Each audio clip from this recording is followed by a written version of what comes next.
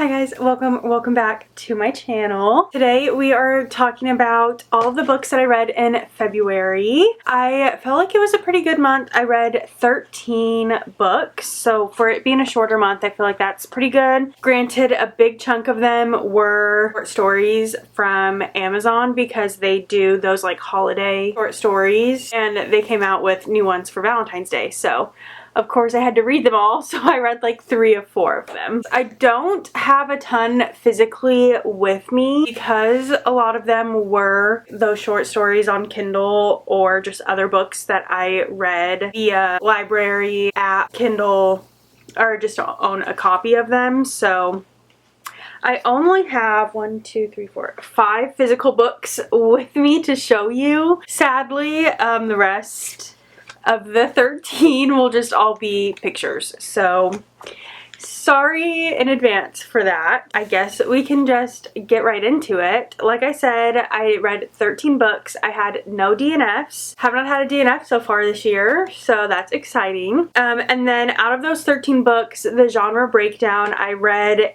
8 romance books. Again, because of those short stories on Amazon, plus just it being February and having Valentine's Day, I tend to want to gravitate more towards romance. I read 2 fantasy books, 2 mystery / thrillery type books, and 1 manga. With that, let's just get into the actual books. So the first book that I read was called Accidentally Yours, and this is the first one of those short stories from Amazon. I gave this one 4 stars. This one was written by Christina Lauren, and I thought they did such a great job. It was so funny. The female main character is a consultant of some kind, and she just recently got let go from her job, I believe, and she happens to fall into a Zoom meeting of some bros. They definitely need some marketing help, and she brutally critiques them, like brutally. But it's like kind of anonymous, and because they don't know who she is, she wasn't supposed to be in this meeting. And she leaves the meeting right after she sends all the critiques to them.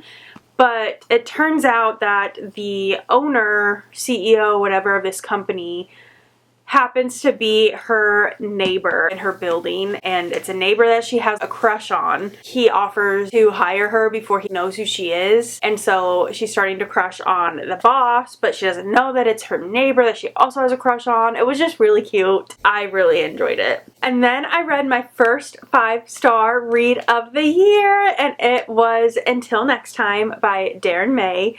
She is an indie author, and this was her debut novel, and she just also happens to be from Arizona, which is so cool, but it was so good. I loved it so much. I've already recommended it to a couple different people, so I would 100% recommend picking this one up. It follows a girl who moves back home to her small town after getting let go from her job. Her brother's best friend owns a newly renovated wine bar, and he hires her to paint a mural on one of the walls in the bar, and she's had a lifelong crush on him. He's had a lifelong crush on her, but they don't know that. And it is just so cute. It was a closed-door romance, which I personally loved because I skip over the spice in books. So I loved that it was closed-door. It was like the perfect romance book for me. And then I read the manga, and that was Spy Family, the 14th volume of it. So I am getting pretty dang far into this series. I honestly don't know how many there are, but this is the first time I feel like I'm holding one up because I borrowed it from the library. Normally I read it on my Kindle. I'm not going to say much about this series because I feel like I have talked about it so much on my channel. It's about a spy, his wife's an assassin, their child can read minds. Husband and wife don't know the other person's job. The daughter knows everyone's job and everything because she can read minds. And they have a dog that can see the future. I gave it 3 stars, which is what I've given literally every single one of them. Then I read a classic. I read the Iliad. I gave it 3 stars, mainly because I was kind of lost the whole time with who they were talking about. There were so many names in this book that I honestly was lost half of the time. But it was still good. It was still the Greek mythology vibes, and it is prepped me for the Odyssey, which is what I really wanted to read because I want to read it before the movie comes out. It got me moving towards the end goal, but now that I finished it, it's kind of gone in one ear out the other, and I don't really remember much about it. So on to the next. I read another one of those short stories, Time Will Tell. This one was written by Hannah Bonham Young. This one was really fun as well. Our female main character's grandmother had recently passed away and left a letter to our female main character saying that she actually had a love that wasn't her grandfather. It was her best friend, and they buried a time capsule together. And she tells her where it was buried so that she has to go and dig it back up. But the caveat is that the best friend is the one that has the key. So she tracks down the best friend's grandson. They start communicating via email and meet up to open up this time capsule. I gave it 4 stars, so I thought it was very good. And then I read Gone Before Goodbye. This is a Reese Witherspoon book, and it is like a mystery thriller. I enjoyed it. I gave it 4 stars also. There were some minor details about it that I just like, this seems very far-fetched and exaggerated, and you can tell that a actress wrote it and like movie magic kind of scenarios without doing like actual full-on research that normal authors do for specific things. Our female main character in this one was a world-renowned plastic surgeon who was in the military for a really long time doing plastic surgery in the military. Her husband was also in the military. On one of their missions, something goes terribly wrong and her husband ends up dead. And she kind of spirals from there and starts abusing drugs, which then causes her to eventually lose her license, so she can no longer do surgery. But I don't know if it was a past professor or colleague came up to her with like this big opportunity, and she goes and hears him out and gets hired on to do plastic surgery for this super rich person in a different country. She can't tell anyone where she's going, how long she'll be gone, what she's doing there, like nothing. A lot more stuff happens besides just that. She ends up basically on the run because the people that she was hired from end up trying to kill her. And then I read the last one of the short stories that I read. This one was called Second Act Romance by Julie Soto. And this one follows a Broadway actress who is the main girl in Oklahoma on the touring company of Broadway. They have a special Valentine's Day play, but the night before Valentine's Day, everyone decides to go out to tacos and margaritas. And she does not go. There's like a handful of people that don't go. Every single person, not kidding, every single person that went got like super bad food poisoning. All these understudies are trying to go on. They have to fly in someone not in the company to play the main lead because they don't have a single person to play the male main lead. Turns out that she knew this guy from a previous position that she was in. He's now this like famous actor. It was so cute. I gave it 4 stars also. And then I read another 5-star read. I think so far this is my favorite book I've read this year. I honestly don't know how anything is going to top it right now. I can't see a book topping it for the best book of the year. I am editing this between clients at the salon today, and I filmed this before ACOTAR 6 and 7 were announced, and I could see ACOTAR 6 possibly beating this book as best book for the year. And I have started my reread of it now since filming this, so we shall see what ends up being the best book of the year, but I do see how it could be topped now. The Last Letter by Rebecca Yarros. I finally got around to reading it. I know. I'm late to the game. I have read, obviously, Fourth Wing by her. Literally, they're right here. And then I've also read The Things We Leave Unfinished by her and really enjoyed that one also. But this one, I had heard that it wrecks people, and I definitely understand why. I was literally 30 pages into the book already crying, and it made me cry the hardest I have ever cried while reading a book. I was literally sitting there sobbing. Insert a clip, because I actually have a video of me crying if you've read this, you know what scene I'm talking about, but it was so good. I think because I'm a twin and the kids in this book are twins, things hit a little harder for me than they probably would for some other people because I'm a twin. As you can see, I put some tabs into it, which I normally don't do a ton of, but I just had to for this book. It is so good.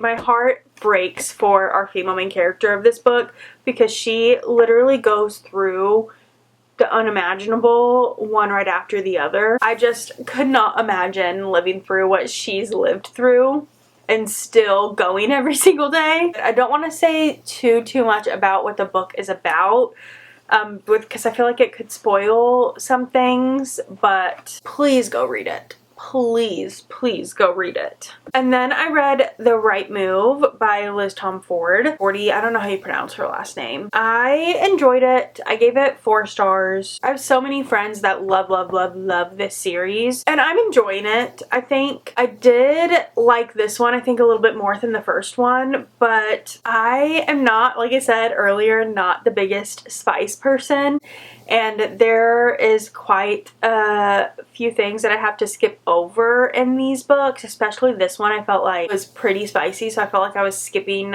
a lot of things. Our male main character was a basketball player, and our female main character was the best friend of the female main character from the first book. And I do love a good interconnected series where you still gonna see characters from the previous books. There is something special that happened with the last couple that you get to see happen in this book, and I just really think that is super sweet. The found family dynamics are super fun. I will be continuing the series, but I'm not begging to own any of them. And then I read The Happy Ever After playlist by Abby Jimenez. I have been trying to read through her backlist because I just love her writing, and this one was no different. This one follows Sloane. She lost her fiance a couple weeks before their wedding, and it is now 2 years later, and a dog comes through her sunroof of her car. She like stops her car because there's a dog in the middle of the road, and it jumps up onto her car and through her sunroof.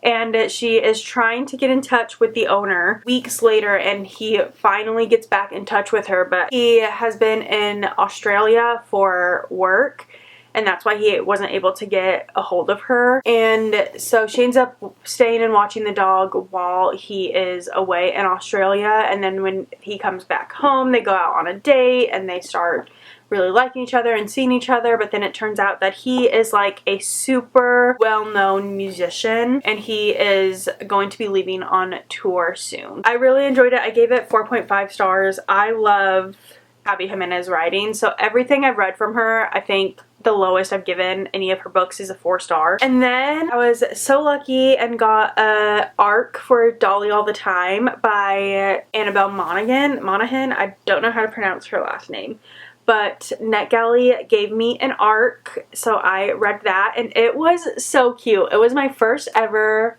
Annabelle Monaghan book, and I will be reading more of them because I had a blast. I thought it was so fun. She's a teacher, and her father, in this super small town, he has like a bait shop, fish shop in this like beachside town. This beachside town was giving very much like Nantucket type vibes. This town is named after this family that is super rich and live in this town. She has like a 12-year-old son, and they come home to this hometown for the summer because the dad needs help in the shop plus at their house. While she is back home, she is going to deliver fish or shrimp or something to this super wealthy family that this town is named after. And on her way back to the shop, she passes their son, who's about her age, on the side of the road with a flat tire, and he asks her for help because he doesn't know how to change a tire. He's too rich for that,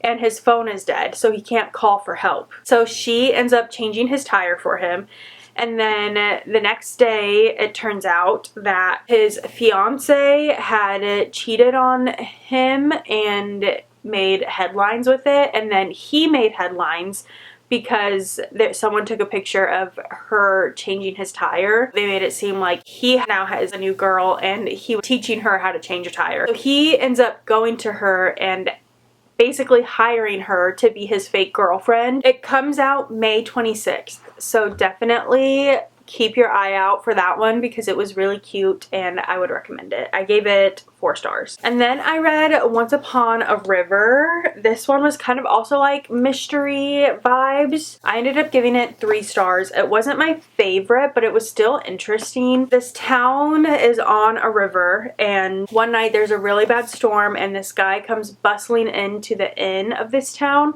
and he's carrying this girl. And the girl seems to be dead. But then she somehow comes back to life. No one knows how or why. But when she comes back to life, she cannot speak. So no one knows who she is, who she belongs to, where she came from. There's 2 different families that believe that it is their child. The first is a family of the town who 2 years prior, their 2-year-old daughter went missing.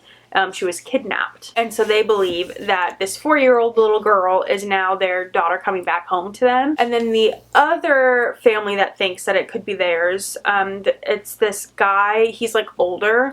He thinks that it's his granddaughter because his daughter-in-law, a couple days prior to all this happening, or like the day that this happened, daughter-in-law ends up herself, and they believe that she drowned her daughter before she herself. And so since she was found in a river, he believes that this child is his granddaughter. And so the whole story is kind of like trying to figure out who she belongs to. And then the last book that I read in February is The Dagger and the Flame. I really enjoyed this one. I gave it 4.5 stars. I really loved it. It is in a world where magic, there's a plant that when you grind down its flowers, it creates what's called shade. Shade is how their magic system kind of works. There are 2 different groups, the daggers and the cloaks. The cloaks are thieves. So they imbue clothing with this shade powder, and it creates cloaks that kind of get molded into shadows. So when you're out in a dark city, you like basically turn invisible within the shadows of the city while wearing the cloaks, and they're the thieves. And then the daggers are the assassins, and they don't wear clothes with the shade in it. They ingest the shade to where they can then control the shadows, kind of. So they also become invisible because they hide within the shadows, but they can also move the shadows to manipulate how they want them to. They have a truce, so the cloaks do not steal anything from the daggers, and the daggers don't kill the cloaks. And our female main character's mother was a smuggler, so she was the person that turned this plant into the shade powder and then would sell that shade powder to the daggers or the cloaks or both of them. But the head of the daggers kills her mother and then puts a mark out on her. So she runs to the cloaks to find sanctuary in the cloaks because the daggers can't kill the cloaks, you know? Kind of thinking smart. While she is starting to train to be a cloak, all this mysterious stuff starts happening. Random people are going missing or dying. The cloaks think that it's the daggers kind of going rogue, but turns out that it's actually monsters made of shade that are going around rampaging and killing everyone. Female main character kind of teams up with one of the daggers, the one that's actually trying to kill her, try to figure out how to stop the monsters. I definitely cannot wait to get to the second book. I don't know if it's just the 2 in the series or if there'll be more, but I really enjoyed it, so I'm excited to continue the series. And with that, those are all of the books that I read. All the books that I read in February, only, 5 physical ones in person, but I feel like it was a good month. Let me know if you've read any of these books or if you have any of these on your radar, and I would love to chat about them in the comments with you. If you enjoyed the video, I hope you stick around. I would really appreciate it, and I'll see you guys in my next one. Bye!